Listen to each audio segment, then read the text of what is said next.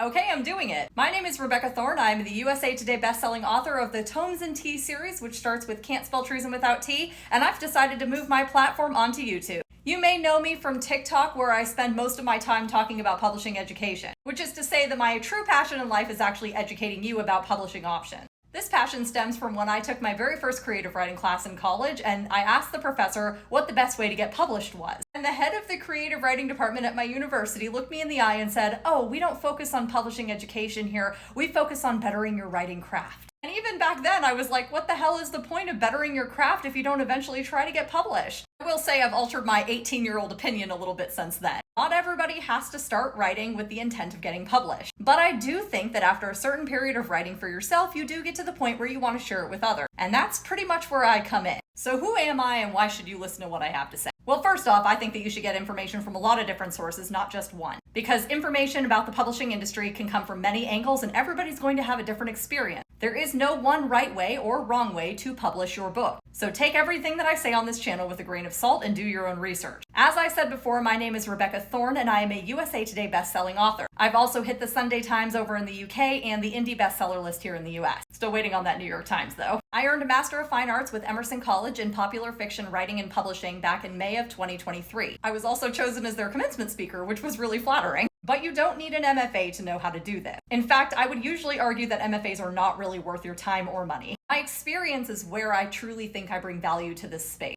I started in traditional publishing back in 2014 and spent about 8 years pursuing it with a literary agent and without. It took me 3 years and 3 novels and over about 350 rejections to get my first literary agent. I was with her for 4 years, we had 3 books die on submission, and 1 book did get published. It was published to a mid-level press and nearly nobody knew it existed. I did get the rights back to that novel, so I will try to be republishing it soon. In 2022, I picked up Legends and Lattes by Travis Baldree and saw the cozy fantasy genre coming like a freight train to traditional publishing. And I knew that whoever got their book out first would be mentioned in the same breath as Legends and Lattes. This was a bonus for me too because I was just about to earn my MFA the next year, and my goal with that has always been to learn how to teach, since teaching publishing is my passion and all that. I saw the opportunity to venture into self-publishing and I took it. I parted ways with my literary agent of 4 years, and I've self-published Can't Spell Treason Without Tea. My cozy fantasy, Can't Spell Treason Without Tea, was released in September 2022 as an indie book. It was my first self-published book ever. And by January of 2023, I had publishers asking me to buy the rights to the book. Since I'd spent so much time in traditional publishing, I knew that I needed a literary agent, so I connected with one through a really weird happenstance story that I'll tell you about later. My literary agent was able to turn one offer into a 4-house auction in the UK, and then we were able to get Tor US on board as well. It was re-released in May 2024 to a very lovely reception. In the meantime, I self-published a couple books over here and a craft book that's like hidden behind this butterfly here. So I actually have a lot of experience in both traditional and indie publishing. In addition to that, I've spent the last 10 years talking to people in the industry, which is really wonderful because there's a lot of really good varying perspectives out there that you can compare and contrast.